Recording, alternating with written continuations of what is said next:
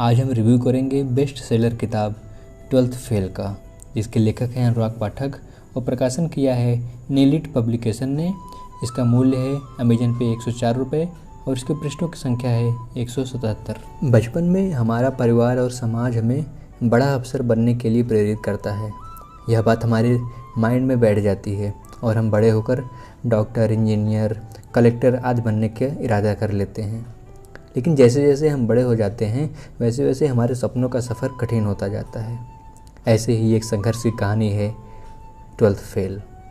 यह कहानी एमपी के मुरैना ज़िले के आईपीएस अधिकारी मनोज शर्मा की है। वर्तमान में वह मुंबई पुलिस में एडिशनल कमिश्नर के पद पर कार्यरत हैं।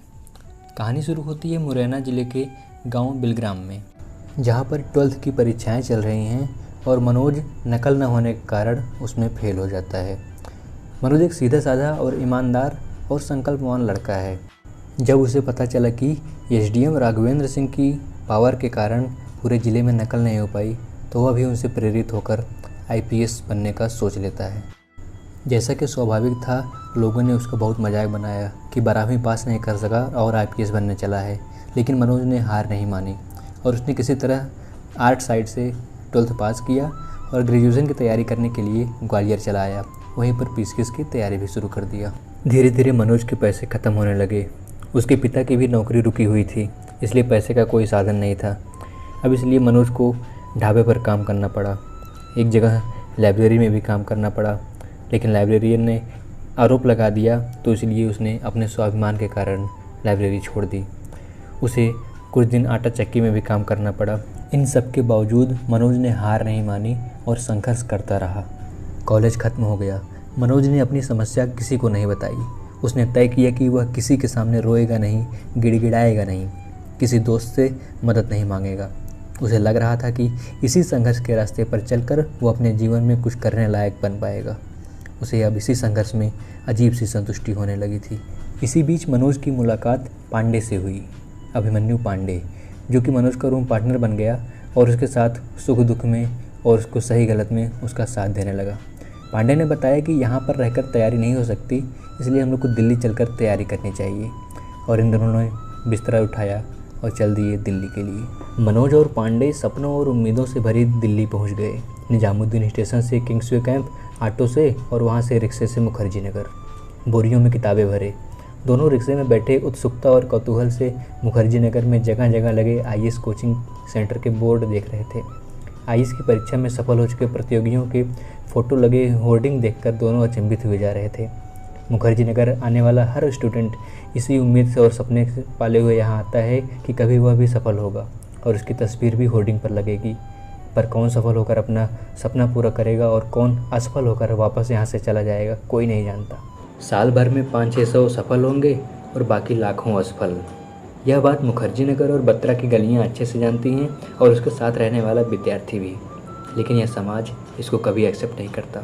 इस बात पर मैं किताब की ही एक बात कहना चाहता हूँ। मेहनत करने चला हर बच्चा अपने माता पिता, अपने दोस्तों से यही चाहता है कि यदि वह सफल हो गया केवल तभी उसे अपना प्यार न मिले। यदि वह असफल भी हो गया तब भी आप उसको प्यार करो। वह चाहता है कि आप उसे दिलासा दें, उसको संभाल लें। देखना, आपके इस साथ से, आपके इस प्यार से वह दूसरी कोई राह चुनकर ज़रूर सफल हो जाएगा, क्योंकि कोई असफलता अंतिम नहीं होती। हर असफलता के बाद एक सफलता ज़रूर मिलती है। खैर, आगे बढ़ते हैं कहानी पर। मनोज और पांडे ने एक रूम लिया और पास में ही एक कोचिंग को ज्वाइन करके पढ़ाई शुरू कर दिया। वैसे अगर हम कहें कि कहानी का एक पार्ट ख़त्म हो गया है तो कुछ गलत नहीं होगा, क्योंकि दूसरे पार्ट में मनोज की ज़िंदगी में बहुत बदलाव आने वाला है। मनोज ने पलट कर देखा तो सामने आसमानी रंग के सूट में श्रद्धा खड़ी थी। उसके चेहरे पर मुस्कुराहट थी। मनोज ने बातचीत का सिलसिला चलाया। कहाँ कमरा लिया आपने? मुखर्जी नगर 1239 से, श्रद्धा ने कहा। पढ़ाई कैसी चल रही है आपकी? मनोज ने बात आगे बढ़ाते हुए पूछा। हिंदी साहित्य उतना भी सरल नहीं है जितना लोग कहते हैं, मुझे तो बहुत कठिनाई हो रही है। ये थी मनोज की श्रद्धा से पहली मुलाकात। श्रद्धा एक बहुत सीधी सादी और पढ़ाई के प्रति बहुत सीरियस लड़की है। वह अल्मोड़ा से यहाँ पर तैयारी करने के लिए आई है। मनोज को श्रद्धा बहुत डिफरेंट लड़की लगी, इसलिए वह उसे पसंद करने लगा और उससे शायद प्यार भी करने लगा। लेकिन वह उसे कुछ बताता नहीं है। दोनों एक दूसरे से मिलने लगते हैं, दोनों साथ में पढ़ाई करते हैं श्रद्धा भी मनोज को हमेशा पढ़ने के लिए मोटिवेट करती रहती है। मनोज श्रद्धा से अब दिल से प्यार करने लगा है और यह बात पांडे को खटकती है। वह कहता है कि अगर तुम प्यार में पढ़ोगे तो पढ़ाई क्लियर नहीं कर पाओगे, एग्ज़ाम क्लियर नहीं कर पाओगे। इस पर मनोज कहता है, मेरी रणनीतिक गलती के कारण प्रीलिम्स क्लियर नहीं हुई। श्रद्धा के प्रति मेरा प्यार तो मुझे अधिक पढ़ने के लिए प्रेरित करता है। पांडे के विपरीत मनोज अपनी असफलता का कारण अपने प्यार को नहीं मान रहा था। उसने अपनी बात आगे बढ़ाते हुए पांडे से कहा, श्रद्धा मेरे लिए क्या है तुम नहीं समझ सकते। मैं अब श्रद्धामय हो गया हूँ। रात दिन मुझे श्रद्धा ही दिखती है। तुम इसे प्यार कह सकते हो और मैं इसे भक्ति कहता हूँ। मेरी भक्ति कभी धोखा नहीं दे सकती, परीक्षा अवश्य ले सकती है।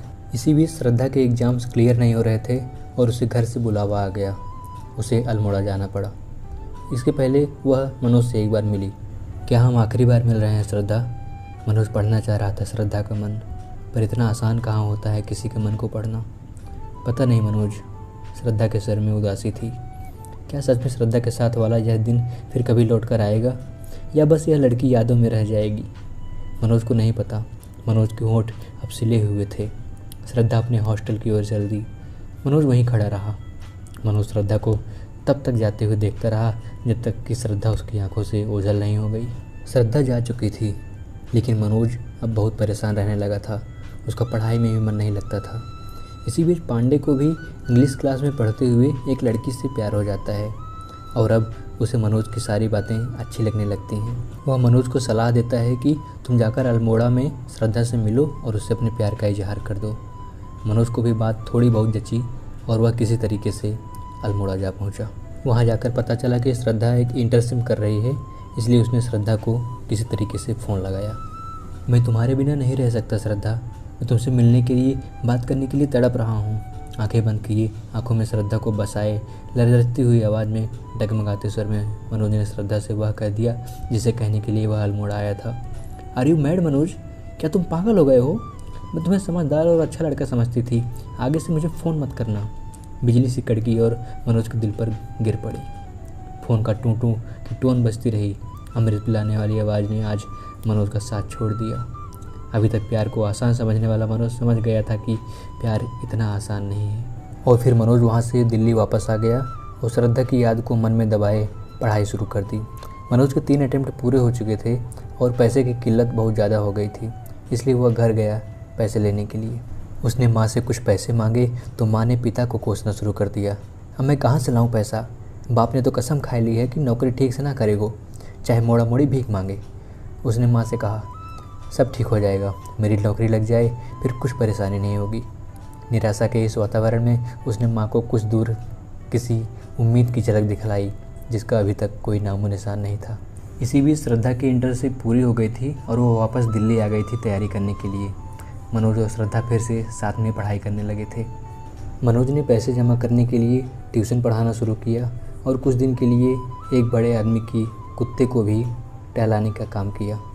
पांडे मनोज से अब चिढ़ने लगा था और उसने मनोज का रूम छोड़ दिया और वह हर जगह मनोज की बुराई किया करता था, उसके प्रेम का मजाक उड़ाया करता था। और ऐसे ही एक दिन एक पार्टी में पांडे ने मनोज को बहुत भला बुरा कह दिया, उसके प्रेम का बहुत मजाक उड़ाया।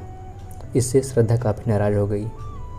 उसने मनोज पर गुस्सा किया तो मनोज ने कहा, मेरे हाथ में नहीं है श्रद्धा कुछ भी, मैं क्या करूं? नहीं निकलती हो तुम मेरे दिल से, मैं क्या करूं? कोई कुछ भी कहे मैं तुमसे दूर नहीं हो सकता। मैं प्यार नहीं कर रहा तुमसे, मैं तो केवल सांसें ले रहा हूँ तुम्हारे नाम की। पांडे पूछता है कि 10 साल बाद पूछोगी कि मैं क्या करता हूँ तो मैं क्या कहूँगा? 10-20 साल बाद नहीं, हज़ारों साल बाद भी तुम पूछोगी ना कि मैं क्या कर रहा हूँ तो मैं यही कहूँगा कि मैं तुम्हारे नाम के साथ सर उठाए खड़ा हूँ। उसने श्रद्धा के प्यार को श्रद्धा के सामने अभिव्यक्ति कर दिया। श्रद्धा की आंखें अब हिल नहीं पा रही थी, वे मनोज के चेहरे पर जम सी गई थी। मनोज की नज़रें अंधेरे पार्क में कुछ ढूंढने लगी। जब उसे अपनी नज़रें पार्क में घुमाने के बाद भी कुछ नहीं मिला तो उसने 2 लंबी सांसें भरकर श्रद्धा से कहना शुरू किया। पांडे कहता है कि मेरा सिलेक्शन नहीं होगा। क्या मैं इतना कमज़ोर हूँ? क्या प्यार इतना कमज़ोर कर देता है? बस मुझे लगे कि तुमने 2 घड़ी मेरे बारे में सोचा, इतने से ही मैं भरा भरा घूमता फिरूँ। कितनी छोटी सी इच्छा थी तुम्हारी कि तुम मुझे IPS बना हुआ दिखना चाहती थी। बस तुम एक नज़र मुझे देख लो, इतने से ही मैं दुनिया उलट पुलट कर दूँ। ये नौकरी, सिलेक्शन, ये IPS क्या चीज़ है?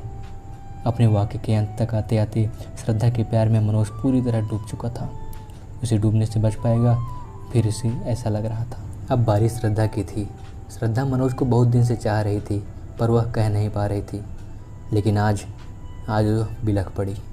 मनोज, मैं केवल 2 घड़ी तुम्हें याद नहीं करती, हमेशा तुम्हें याद करती हूँ। उसकी आंखों के सामने मनोज के गांव जाने वाले 5 दिन अचानक तैरने लगे। अकेले उदास दिन, हर जगह मनोज को ढूंढने वाले तलाशते दिन। मनोज की आंखों में देखते हुए श्रद्धा ने कहा, मनोज, मैं तुमसे प्यार करती हूँ, बहुत प्यार करती हूँ। कुछ देर सन्नाटा रहा। श्रद्धा ने मनोज को एक टक देखते हुए कहा, अब उलट पलट दो ना दुनिया को प्लीज़। मनोज की दुनिया अचानक से एक पल में बदल गई। श्रद्धा की आवाज़ उसके कानों में गूंज रही थी, अब उलट पलट दो ना ये दुनिया प्लीज़। और फिर मनोज ने जी तोड़ मेहनत शुरू कर दी।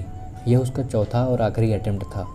आखिर के 20-25 पन्ने तो लेखक ने इतने अच्छे से लिखे हुए हैं, इतने बेहतरीन लिखे हैं कि किसी को भी मोटिवेट करने के लिए काफ़ी हैं। मनोज किस प्रकार पढ़ाई कर रहा है, कैसी चीज़ें हो रही हैं, इतनी बेहतरीन तरीके से लिखा गया है जैसे अनुराग पाठक जी खुद वहाँ पे बैठ के पेपर दे रहे हों।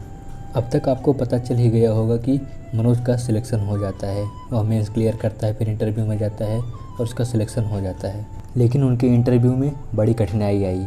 उनके 12th फेल होने का तमगा उनको अंत तक साथ नहीं छोड़ा। चलिए इंटरव्यू की कुछ बातें कर लेते हैं।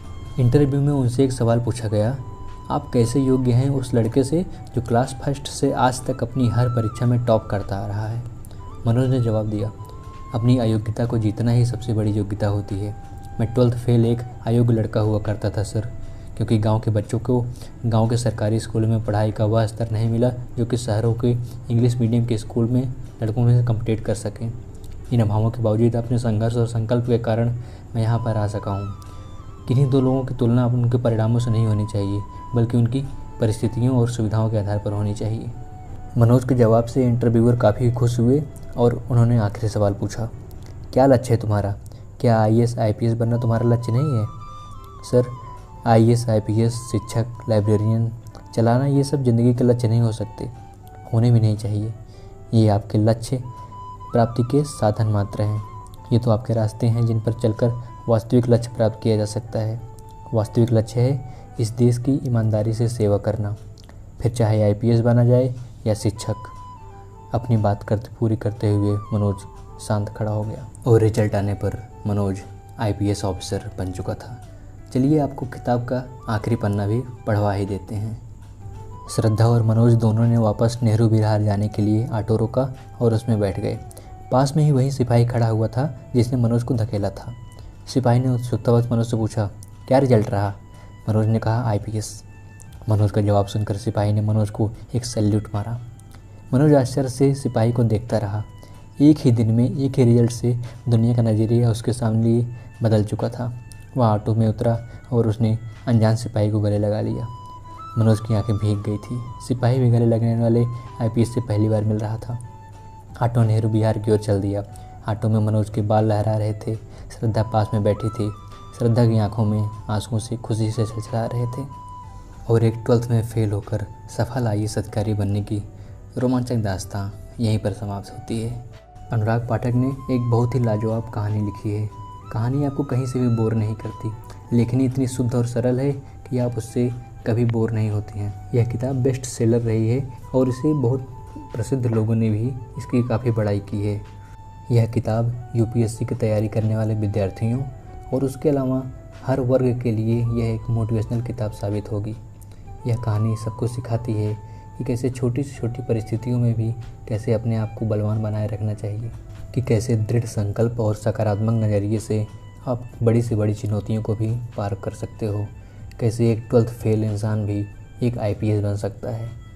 यह कहानी अपने मोटो को फॉलो करती है कि हारा वहीं जो लड़ा नहीं। दोस्तों, अगर आपने किताब पढ़ी हो तो बताइए कैसी लगी आपको किताब, और अगर नहीं पढ़ी तो जल्दी से इसे पढ़ लीजिए। इस वीडियो में फ़िलहाल के लिए बस इतना ही। बहुत ही जल्दी हाजिर होता हूँ एक नई और धमाकेदार वीडियो के साथ। तब तक के लिए हंसते रहिए, मुस्कुराते रहिए और अपना ख्याल रखिए।